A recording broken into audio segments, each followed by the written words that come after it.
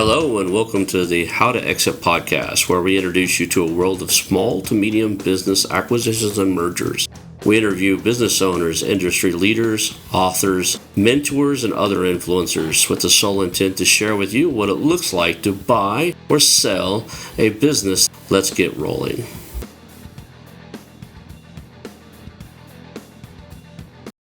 And now a moment for our sponsors. I want to highly recommend you get Acquisition Aficionado magazine.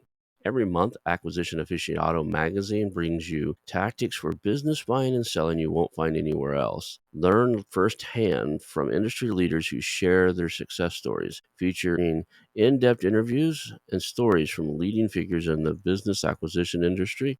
This multi-platform mobile magazine speaks to acquisition entrepreneurs wherever they are in the journey. And I want you to visit acquisitionaficionado.com today. Hello, and welcome to the How to Exit podcast. Today I'm here with Yury Byalik. And Yury is the head of strategy and acquisitions for Onfolio. Man, I appreciate having you here today. There's some cool stuff we got to talk about. You guys buy digital assets and online companies, right? Yeah, that's right. Thanks for having me. And yeah, I'm, happy to jump in and kind of talk about everything. Well, let's just start off with kind of like what is Onfolio, and let's go there, and then we'll go from that, and we'll kind of get into how did you come into this space. But let's start off with who is the company? What do they do? Sure. So Onfolio is a soon-to-be publicly traded company starting about next week. We're a holding company, so we acquire and run online businesses. We used to focus on the e-commerce and content and affiliate space, but now we prefer acquisitions for like digital products, productized services, SaaS, agencies. Okay, so pretty much anything online. It sounds like you're pretty broad as far as it's an online business or some sort. Correct, right.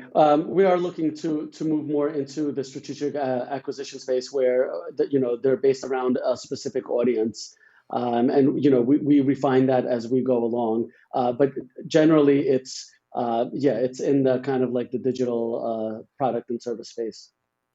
And I was looking at your website. You guys have had quite a few acquisitions already, right? You have like more than, was it three? Your website says 38 current sites.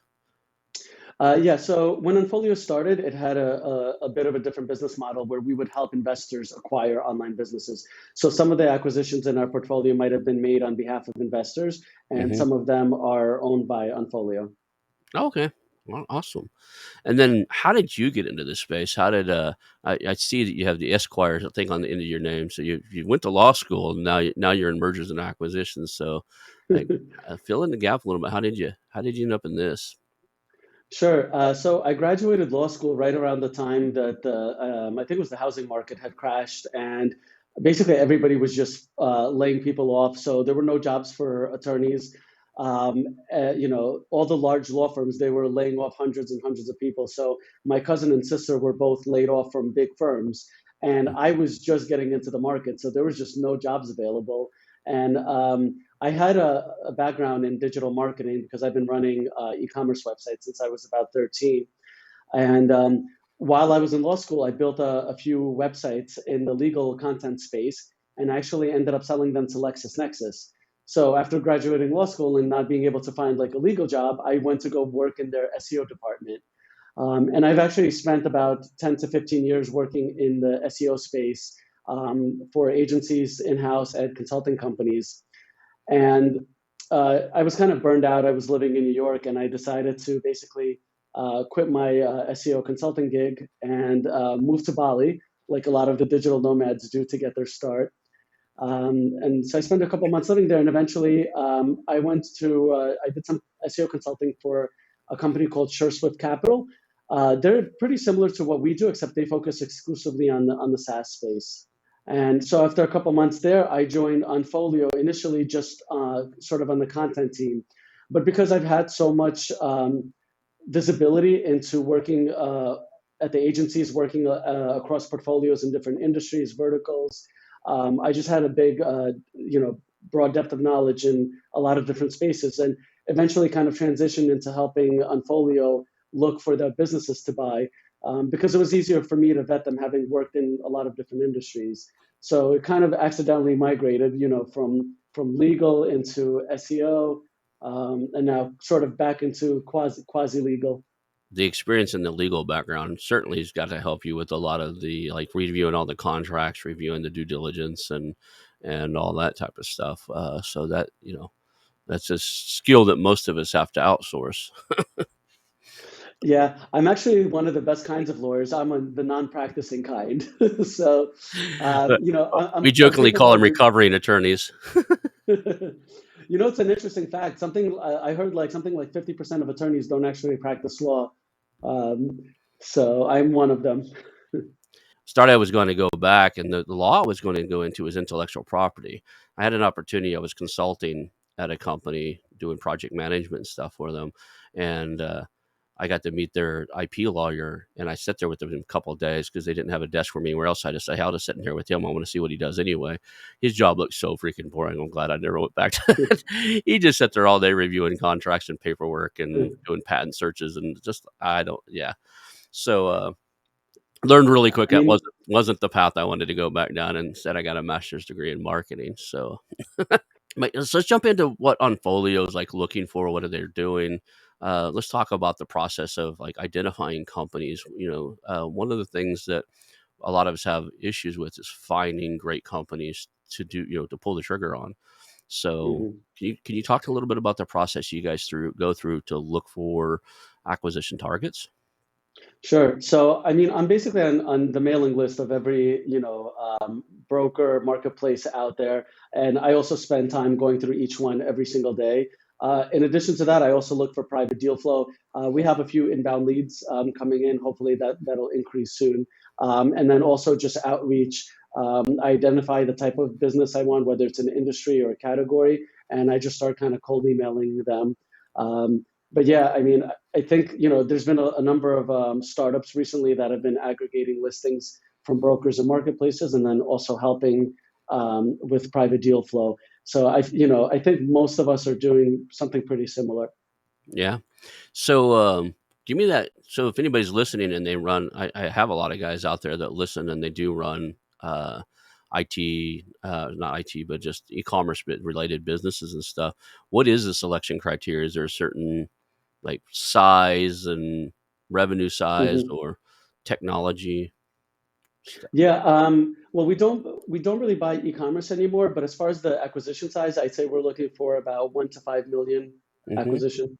So Yeah. 1 to 5 million, and then like if you could buy if you could buy the perfect company next, what are you looking for right now? I mean, is there like a marketing company you're looking for, or is there something out there like, man, if we had that, that would help move us forward?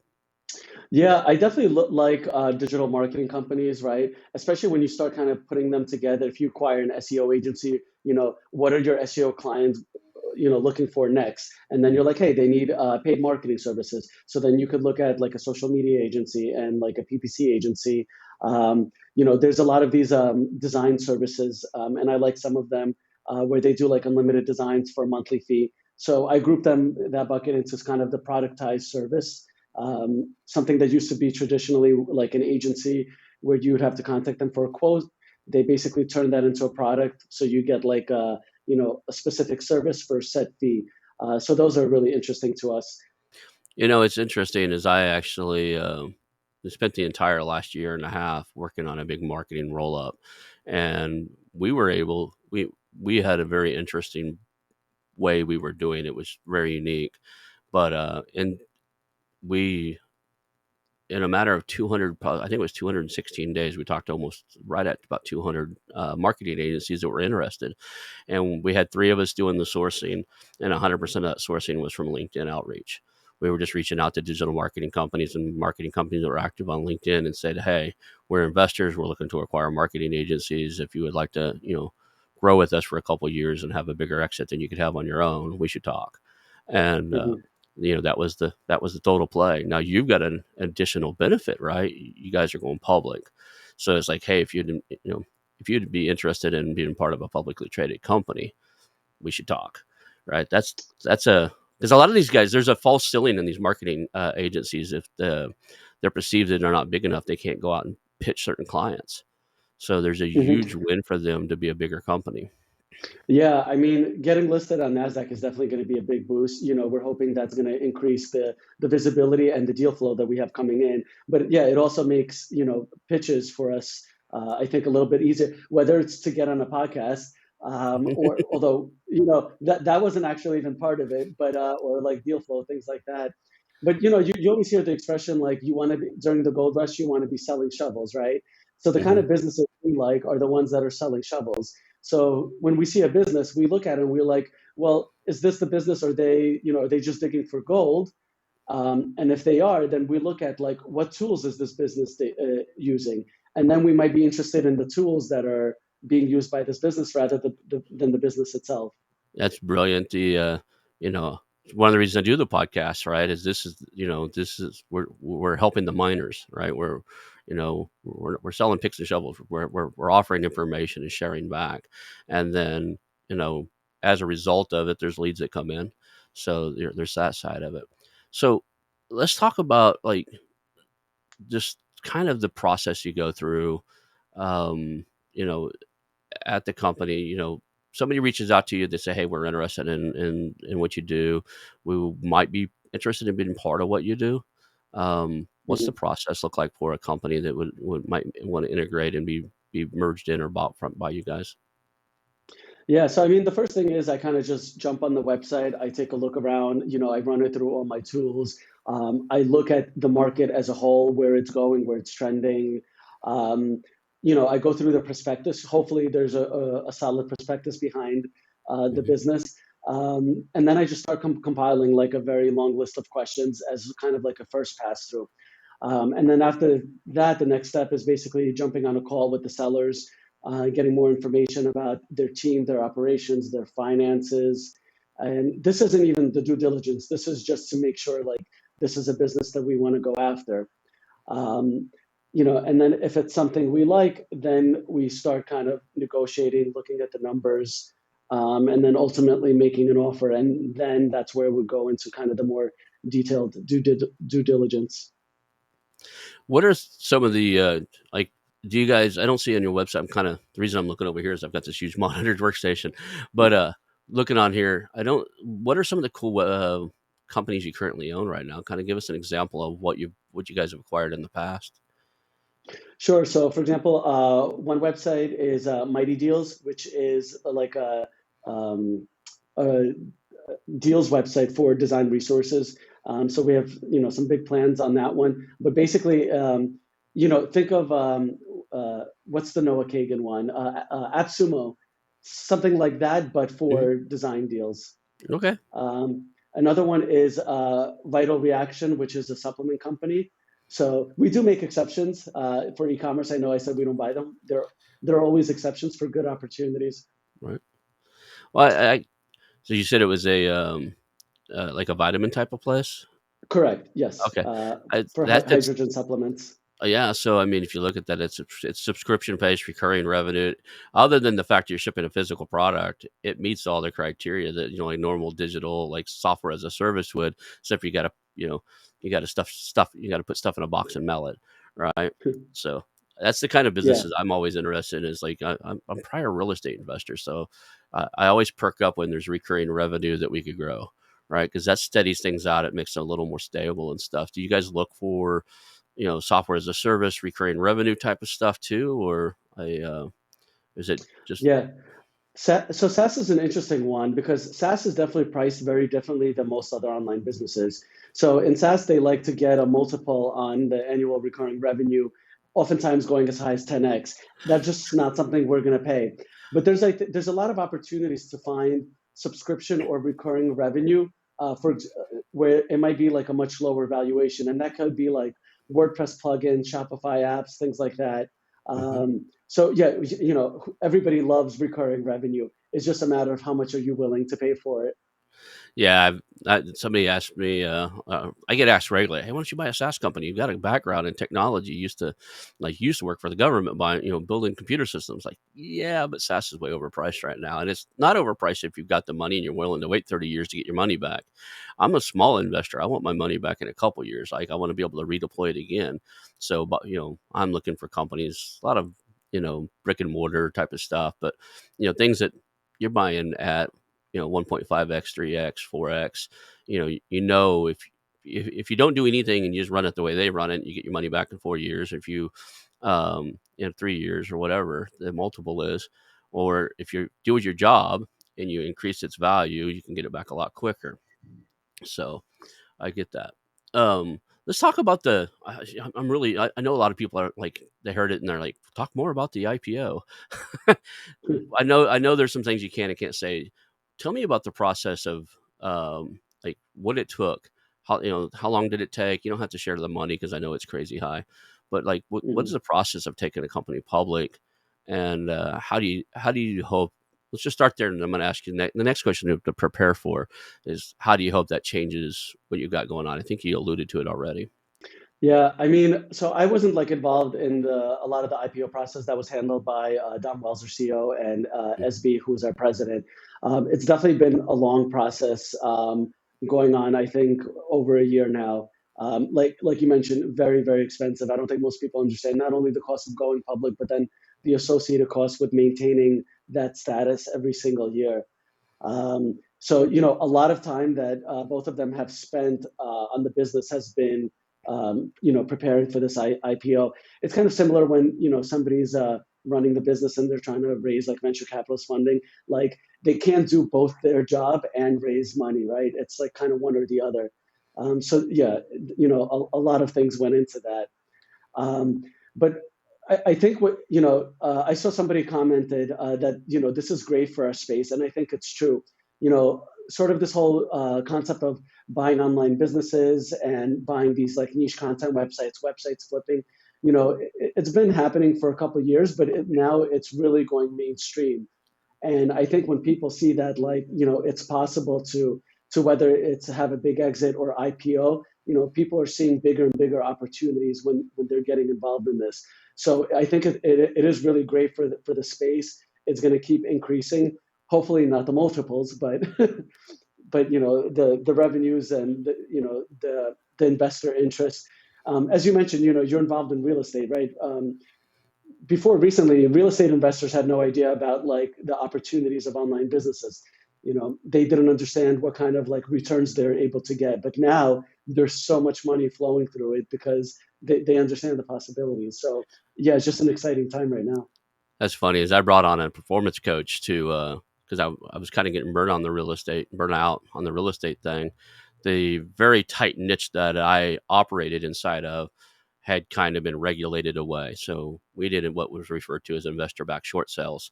And the banking regulations and stuff worked us right out of the market. It was just they just didn't want to sell to investors, right? They wanted to maximize their profit and not have us get in the middle of it.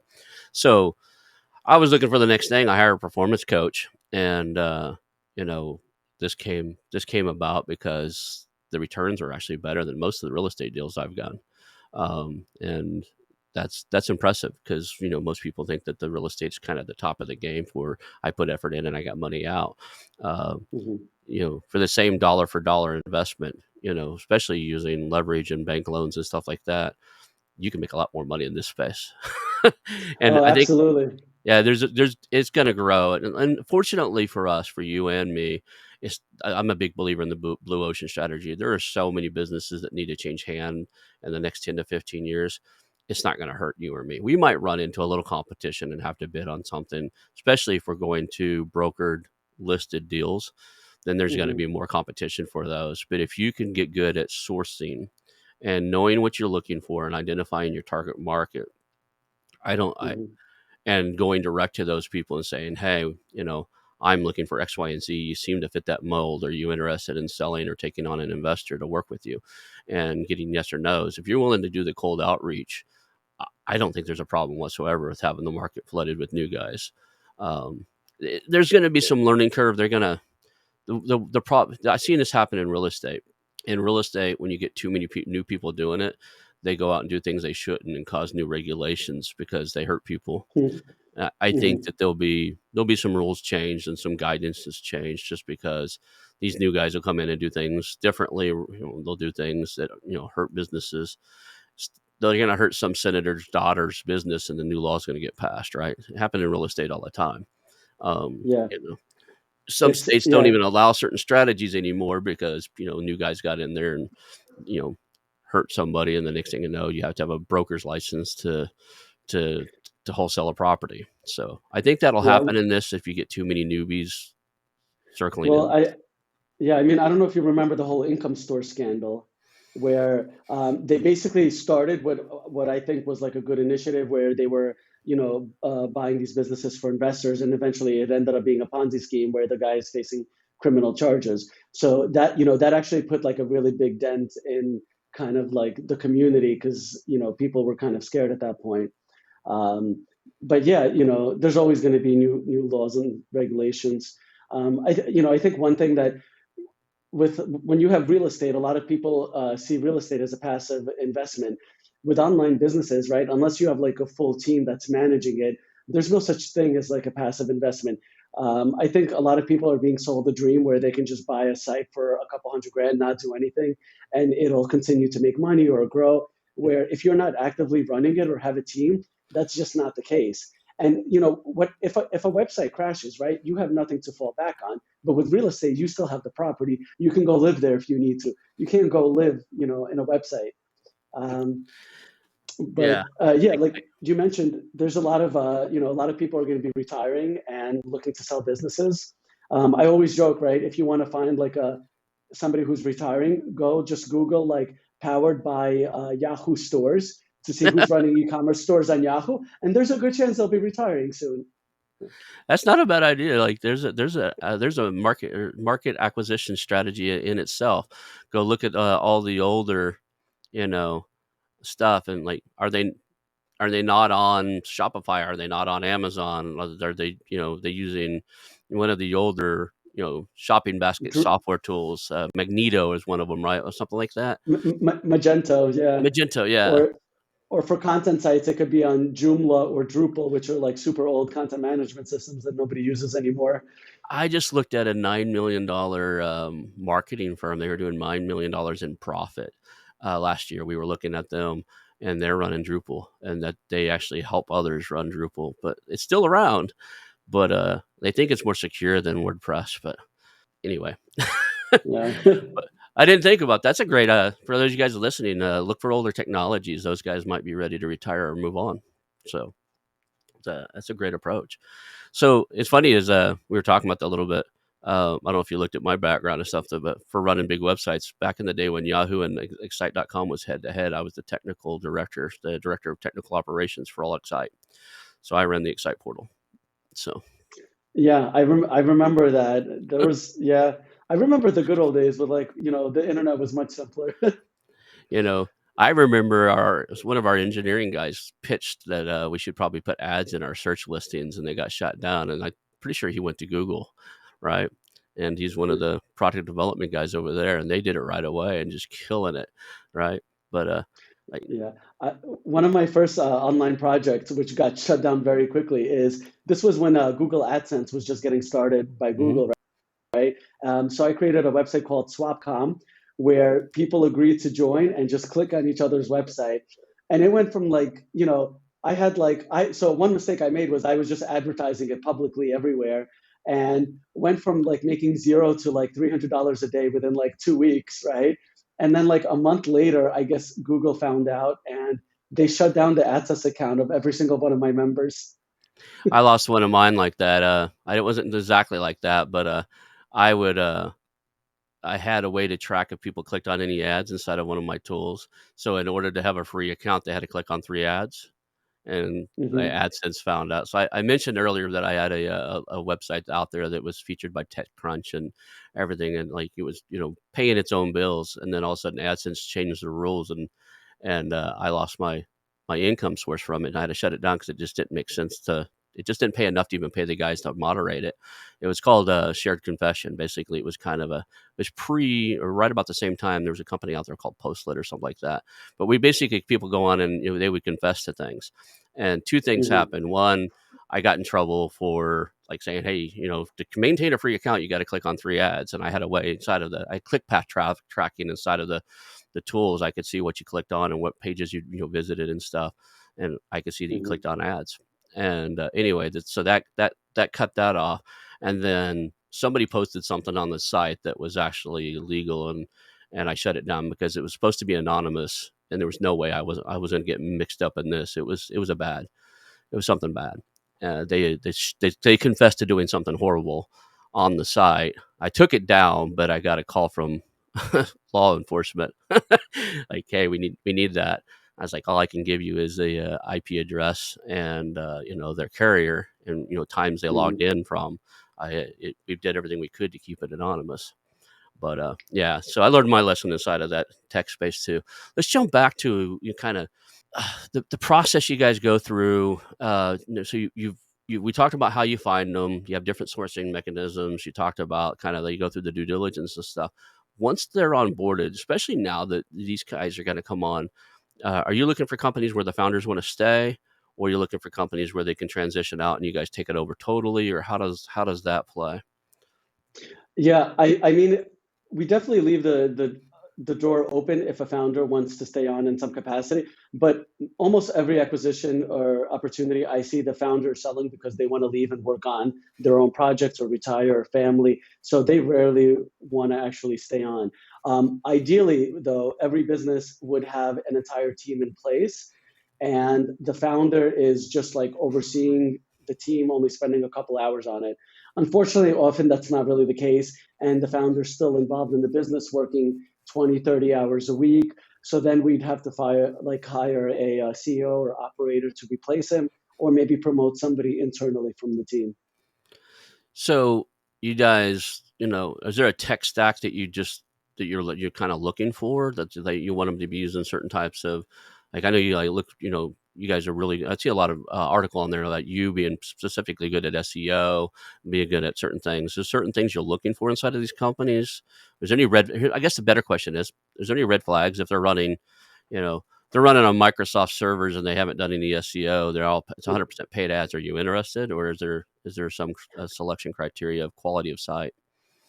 Well, one of the reasons we actually stopped buying content sites was just the over reliance on Google, and I kind of see where Google is heading. They're trying to get rid of a lot of the content affiliate sites, and so every update you see is now kind of just hammering them more and more. So I have one rule where basically is if I can't make the business work with paid traffic, I don't want to buy it.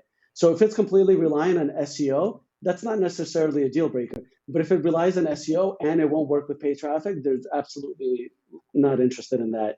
And we just look for businesses where there's opportunities. A lot of the businesses we see, especially agencies, most of their business is from word of mouth and inbound, which means they haven't done any SEO and PPC, so there's a lot of opportunities there. Yeah, we are definitely stronger on the SEO side, which means we might be able to improve their existing SEO, or if it doesn't exist because they're doing purely like Facebook ads, we can then come in and then build out the SEO department there. So I told you we spoke to over 200 marketing agencies in the roll up thing we were doing. And each of those calls were about an hour. So I've spent 200, some of them we had two calls. So 250, 300 hours talking to agencies. You'd be surprised. I was shocked on how many marketing agencies were at a loss on how to source new deals because the way they'd always done it were trade shows, rubbing elbows and referrals, in-person referral type of things. And COVID shut that Mhm. down. Right. So, um, ha- Yeah. having them understand how their leads come in and how to do it is critical, but not a lot of the agencies did that. So the top three problems with the marketing agencies we've seen was sourcing new customers. Like they were good at keeping the ones they had. They could get referrals from the customers they had for other customers, but there was not any real kind of lead funnel or way to generate new business for most of them. They go to trade shows and stuff, and they're waiting for that to open back up. The second one was sourcing great employees. It was really hard for these smaller agencies to get the great guys. So, Hmm. but and Yeah. it carried across to all of them that way. Yeah, it's definitely a challenge. Another issue is a lot of them, especially could be on the agencies, is like you mentioned, trade shows, is everything revolves around the personality of the CEO, right? So if he were to sell the business, a lot of clients might not stay, they might leave, he might not get new business. So another business, like type of business we don't want is where there's like a personality. behind a business that we can't easily replace, or especially if he's not willing to stay on board, right? So we need something like continue where they will continue work in some capacity. We can continue using their name and likeness until we ultimately offboard them and onboard somebody else to take over like the personality of the business. Okay, I got it. So you're looking for you know, that mid-level company where the CEOs already kind of started removing themselves out of the limelight, right? We ran into quite a few of those, but then again, we were at that same stage where if you were our play was pretty unique in the fact that we were allowing them that we wanted them to keep their brands alive and then also hold the brand we were creating. So they basically had a two-sided business card. When they needed to be small, local, and be known by their local community for all the stuff they've ever done, they could continue using that. But if they wanted to go pitch something big, they could say, hey, we're a wholly owned subsidiary of, you know, I can't say it right now because we still have some legal stuff going on. So XYZ Corporation, right? And, you know, the interesting thing was that these agencies really liked the ability to that they got to keep their own brand and keep operating, and even the ones where the owners and stuff were leaving, the legacy of what they created was extremely important to them. Mhm. Yes, I definitely noticed that, especially with the team that they have, right? So one thing we don't do when we acquire a business is we don't start letting people go just, to save a couple of dollars here. So that's one thing we kind of advocate, right? Because if you're selling a business, you might have a couple interesting parties, right? So you have to pick. You might even have a couple offers at the same amount. So that's where we try to kind of differentiate ourselves, and we like to keep the team in place and the company culture in place when we make acquisitions. So, what's another good example? We talked a lot about the marketing agencies because I have a relation in that. I kind of know that space now. Um, what else are you looking for right now? What's another like prime target? So I mean, I'd say courses, right? Digital courses. There's a lot of different niches to make money, niche and education space. But courses are great. One of the problems with e-commerce sites, and one of the reasons we don't like them, is because they cause cash flow issues. The faster you grow, the more you need into inventory and marketing to sustain that growth. And actually, a lot of e-commerce owners, they only see money when they make a big exit one day, but they might not see a lot of that monthly revenue because they have to reinvest it back into the company. When you have digital products or courses, then you make it once, you pay to have it made once, and then you keep selling it over and over again. So you at least get rid of the inventory expense that you would have with e-commerce. It's interesting is there's actually a community of course buyers. I'm almost one of them, right? I have since I moved to California a couple of months ago. I'm living in the redwood forest out here in California. It's beautiful. I'm right in Sonoma Valley wine country.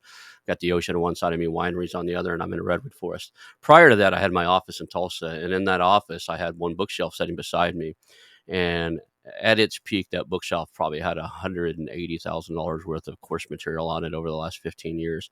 So course buyers are course buyers. And the reason I bring that up is I've thought about this one very seriously, even in the real estate space, because if you were to aggregate a bunch of courses, there are people who buy pretty much every course they go to.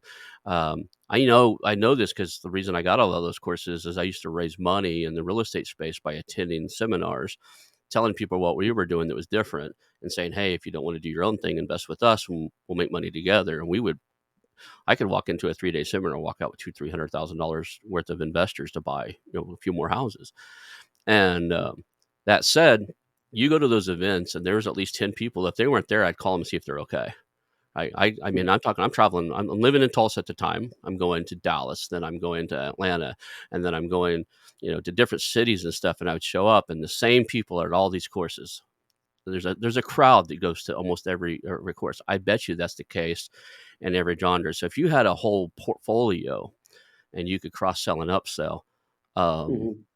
that would be tremendously valuable. I actually reached out. I know a few of them. I won't say their names right now because I'm about to say something that I don't want to associate with them. But I reached out to about 5 or 6 of these guys in the real estate space that I know, and I paid their courses and stuff, and said, "Hey, why don't you give me a list of everybody that's ever paid for your course and attended one of your seminars? I'll get 4 or 5 of these other guys to do it, and I'll spend the time of correlating the data.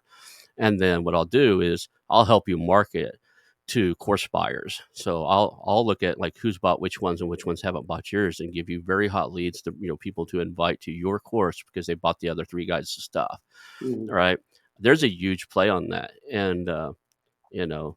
Uh, to some extent, it feels a little predatory, but you know, there's a huge value inside of, hey, this guy. If you get this guy into a seminar, he's buying the course. He's going to the back of the room, all right, Mhm. and there are those Yeah. guys. So Yeah, I mean, I still think the best investment to make is to make in yourself, and that's one of the reasons a lot of people buy these courses. And then, especially if you can make acquisitions where they're in the different learning process of the stage, right? yeah, So it might be, for example, acquiring a new business. It might be then scaling your traffic, and they're all related, and they kind of start low and build up. It's kind of like when you see like department stores, right? When they see one of their customers is like pregnant, right? They know they can keep marketing her because then they'll know exactly or pretty closely when she's having the baby, when that baby is 1, 2, 3, and they can keep marketing, different age range products to this person. So it's a bit similar. I know Sam Ovens, he did something similar where he had like 2 or 3 different offerings, starting with like a $2,000 course, then going up to like a 5,000, and then he had like a larger tier of like 20,000, and just kind of where you are in the life cycle of learning and scaling your business. the whole Russell Brunson model, right? Oh, Click yeah, I love funnels. I ClickFunnels, love and his value yeah, letter. Two of the best books ever. I have a master's degree in marketing, and I swear those two books are worth more to me than my entire master's degree in marketing. If they could have just taught from those two books, I'd have been a lot better off right now than I would have been with everything they taught me in a marketing degree. yeah, So, yeah. yeah. And now I'm a big fan of Alex Ramosi. He runs Oh yeah, acquisitions.com. And so I'm actually almost finished reading his $100 million offer book right now. And yeah, he offers a lot of content for free on his website. He's got a little mini course there as well, which is great.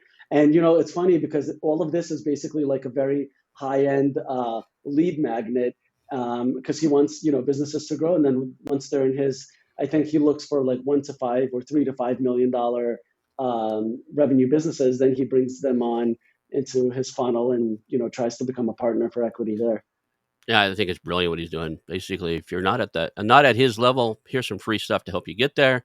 And when you get there, you owe me a favor. Let me look at your company. It's Yeah, absolutely brilliant. If you ever run into him in person, I want him on the show. I've actually reached out to him and I think his wife to have him on here, and I haven't got a response yet. But they're really busy creating their own content. So, but I'd love to have him on here just because, just to learn from the guy. Um, so let's talk about you know you go out and you've got now you're looking at, say, courses. Is there a particular market you're looking for currently, or is it real estate? Is it online business, business acquisition, business growth? Is there a space that you're playing in already, or you're looking to play in? I mean, I definitely love the make money online industry. But if you look at the three big markets, right? Health, wealth, and well, I'm blanking the third one. Health, wealth, and Relationships, is Uh, that relationships, yes, thank you. So, anything in those three markets, right? It's an evergreen market. There's always going to be people that. So honestly, I'd be happy with anything in those markets, just because I know they're always going to have demand, with no ceiling whatsoever. it's funny is that relationship mark. I just had Adam Lyons on here, and while he does all kinds of stuff now, he got his teeth cut in the whole online dating advising type of space. So he knows everybody from Neil Patel, who wrote the Pickup Artist and some other books and stuff like that. He knows all those guys inside of that space. So if you're looking for relationship information products, I can get you in contact with him. um, that the health, it's health, relationships, and wealth, right? Wealth, Those are yes, very passionate, very loyal type of space. So I got that. Cool. All right. yeah, Is there any yeah. type It's of businesses you totally would avoid, right? Like you're not interested, you don't want to touch it. Like I know there's some for me. Like I don't like things that are highly regulated. So yeah. I mean, Amazon affiliate, definitely avoiding that like the plague. I see a lot of businesses where they're in like either illegal industries or they're violating like a terms of service. So I've seen some sites for sale, like they violate like the Facebook or LinkedIn terms of service. So we stay away from those just because you're kind of buying like a ticking time bomb at that point. And the marketplaces and brokers, they don't really care. For them, as long as the seller sells, they get their commission. They don't really do anything to protect the buyer because that's not their job. So that's something you have to look out for as the buyer and make sure you know what you're getting. Yeah, I avoid single disruptor businesses. If one person can wreck your day, so if Google can wreck your day, like you said earlier, that you're 100% SEO and paid ads won't, you don't have enough profit margin to cover customer acquisition costs through paid ads, then Hmm. I'm not interested, right? Same way with if you're 100%, if you got your store is 100% on Shopify and it wouldn't work in other places, I wouldn't even look at it just because you're Hmm. one Shopify decision away. Or same way with Amazon stores. Amazon's worse. If you got 100% of your revenue, or even a high percentage, say 70% of your income comes from Amazon stores, I wouldn't be Hmm. interested just because you're one decision of Amazon making that an Amazon product from losing the majority of your income. Hmm. So, Yeah, and that's why pricing multiples are so closely related to the business having diversification of traffic and revenue. Sellers are always asking, how can I get the most amount of money from my business, right? Just diversify both of the revenue and the traffic, right? If you have a website, it's getting traffic from AdWords, from paid Facebook ads, and SEO, and then on there you have digital products and physical products. You kind of have the best of everything, and that's going to demand a higher multiple than just relying on one source of each. yeah, I have a couple friends that were killing it. I guess last year or the year before on Facebook ads, and now they're just having a heck of a time because Facebook made them so expensive and so hard to. They're not getting the same results, right? The ads are Oh so yeah, expensive. Yeah. the iOS update. I see so many businesses for sale, right, where they're doing well. The iOS update kills them, and now they're trying to sell their business for like mid six figures. I'm like, you're losing money. You haven't been able to make paid ads work. How are you still asking for like pre iOS, multiples? So They're in a race because we look at the average of the last 3 years. So if they get the faster they get it sold, the faster that average goes down. And I had to tell one guy because he's like, no, don't you look at the average of the last 3 years? And I said, yeah, unless there's a catastrophic event in the last year, which you've had, right? You've got something that happened, it's not coming back, right? So yeah. So, yeah, I don't know if you've noticed this. One thing I just recently started seeing, and it's increasing, is how on the P&L you have the ad backs, right? mhm. So I'm starting to see ad backs for failed marketing campaigns. I'm like, no, you can't do that. You can't run. So I saw one business for sale. They had like 2.2 million in revenue, right? And they had a loss of like 60,000. And then they added back like 2.1 million in ad backs of failed marketing campaigns. I'm like, you can't just throw a bunch of shit at the wall. Whatever sticks is fine. You're responsible for. You did a great job. If it doesn't work, you just try to get the money back as an ad back and sell the business. You're wondering if did they have an advisor telling them to do that, or they just pulled that rabbit out of their own hat, right? Yeah, Yeah, yeah, it it's doesn't surprise me, and yeah, that doesn't work that way. So it's like it's interesting because I like to start off the conversations with these business owners when they say, hey, when we start off, it's building rapport the first two calls or so, and but the conversation always comes up. They bring it up most of the times. Hey, I'm looking for X, Y, and Z for my company. I'm looking for 1 million, 2 million, 3 million for my company, and I don't blink an eye. It's just okay. Let's see how we can get you there because I don't have the details to know where they should be at this point, right? But often that number is like, you know, I have people that recommend, well, can you tell me how you came up with that number? I don't get into it yet because I've realized that all that does is set up a really awkward conversation because most of the time they come up with that number is like a rabbit out of the hat. They don't like that's what I need to retire or that's 4 times my revenue. Like none of, and it's too early in the conversation to have, well, that's not how this works, conversations, right? Yeah. Yeah. I mean, a lot of people just have completely unrealistic expectations of what their business is worth. I think a lot of that is they look at SaaS multiples and they're like, hey, my e-commerce business, it does 1 million in sales, 100,000 EBITDA. I'm going to ask for a 10x of EBITDA is $1 million. Or they'll be like, it's only 1x of revenue. I'm like, I don't care. It's a drop shipping business with, 10% margins. It's not worth it. So, Right. You know, the whole, the whole multiple of revenue and multiple EBITDA is kind of just like a I don't. I use it, and I use it for how fast we can get the money back, and I'm not stuck on price, right? Um, I don't think anybody should be. Is like, is it a great business? Can we get a return on our investment fairly quickly? Are there things we can do to it? Like, does it have good bones and stuff? Like, does it lend well to other types of marketing if the kind of marketing they're doing now fails? All those things are more important than, like, he wants $1 million for a company which should be wanting 800,000 for, right? Then we can have that Mhm. conversation later and do some type of earn out or whatever. But when somebody comes in and says they want $1 million for a company they should have want 300,000 for, that's sometimes the realistic to you.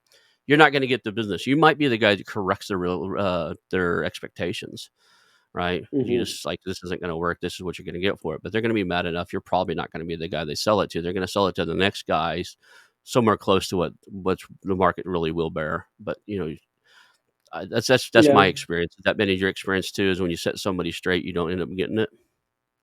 Yeah, I mean, I think eventually the market sets the expectations for them. So when they list a business for sale, like on a marketplace, and they see they're not getting any interest, they'll have an idea why.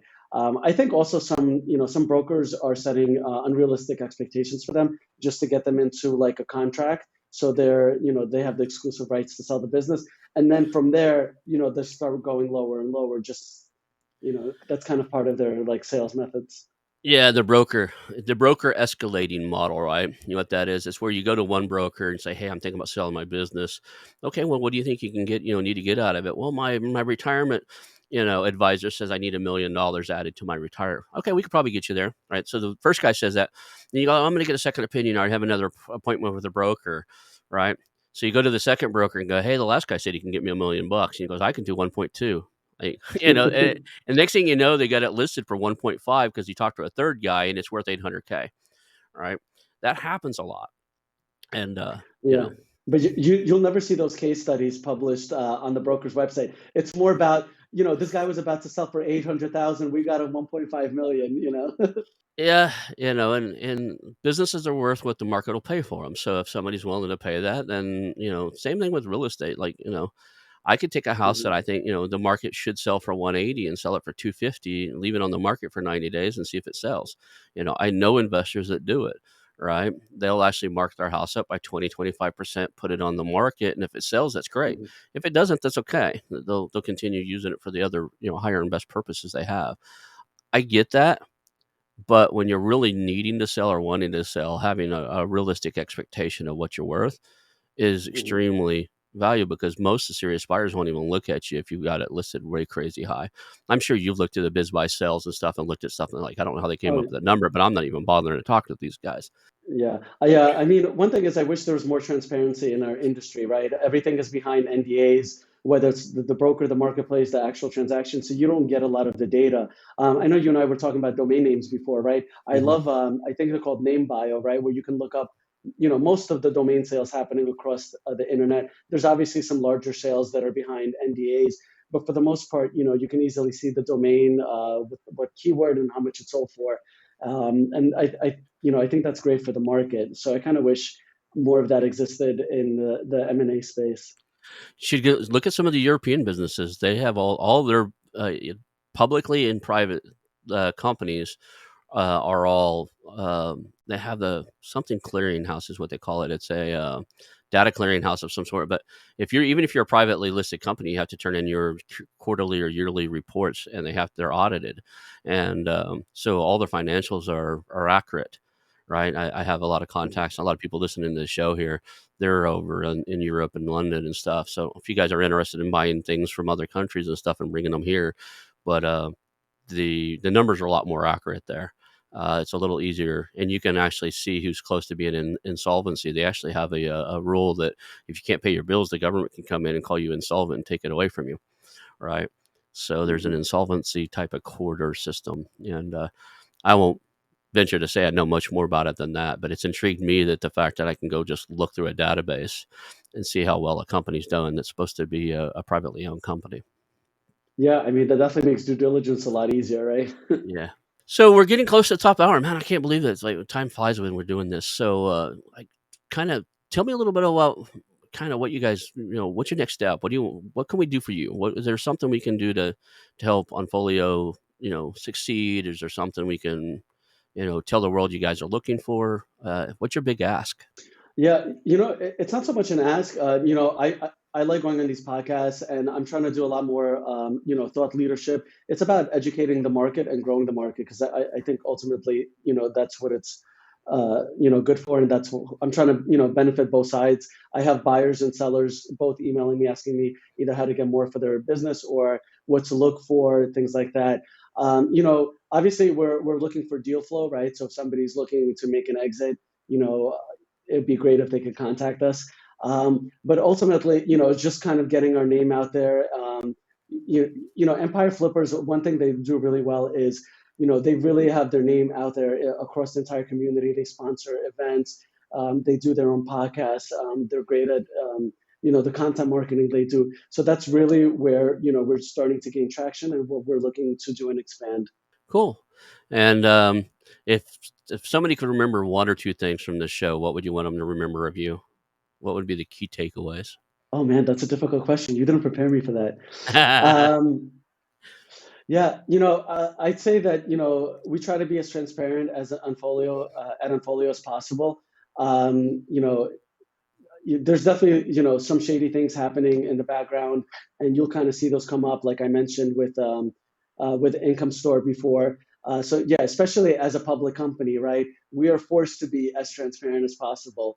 Um, and I'd like to see more of that in the industry. Less NDAs and just you know, I think it's all about helping each other and growing the M&A market as a whole. It's cool. I met a company yesterday, and I won't say who they are because they're a Y Combinator company and stuff, and I'll probably put him on the show here. But they're starting in brick and mortar type of companies, home services. They're starting in the plumbing and the heat and air company, but their whole goal is to create that transparency marketplace, to have Mm. basically just have a marketplace where you just log in and you can see all that information, and they're trying to change the industry to where it's more like what you're talking about. It's very open, it's very transparent. You can really see what you're looking at, and help both sides of the deal move forward faster that way. That's their end goal. Let's see. I'm eager to see how they get there. But I want to appreciate you for being here today. Is there anything else we want to Hey, let's make sure people. One thing I missed. Oh my God, I almost forgot. How do people get a hold of you if they got something interesting? What's the best way for people to reach out to you? Sure. So they can just email me. My email is Yury@Onfolio.com. They can go to our website, Onfolio.com, submit a contact form, LinkedIn Onfolio, Google Onfolio. We're everywhere. So yeah, just email me directly or through our website. Cool. And I thank you for being here today. And I think we'll call that a show, man. All right. Thanks a lot for having me. Cool. Hang out for just a second. Hey, it's your host, Ronald Skelton. I want to thank you personally for watching the show today and invite you to call our new hotline, 918 641 4150. That's 918 641 4150. Call us and tell us about our show, ask questions, suggest a guest, or even tell me about a business you have for sale, and we'll reach back out to you. Again, that number is 918 641 4150. Call our hotline, leave us some information. Thank you. I want to announce our new channel partners, the ITX Marketplace. Since 1998, ITX has created $5 billion in value by selling more than 225 IT businesses in 20 countries. ITX works exclusively with IT-enabled businesses generating between 5 million and 30 million who are ready to be sold, and M&A decision makers who are ready to buy. For over 25 years, ITX has developed industry knowledge that helps determine whether a seller is a good fit for their buyers before making the match. ITX Mergers and Acquisition Marketplace we have partnered with has a proprietary database of 50,000 plus global buyers seeking IT service firms, managed service providers, Microsoft service providers, software as a service platforms, and channel partners with Microsoft, Oracle, ServiceNow, and the Salesforce space.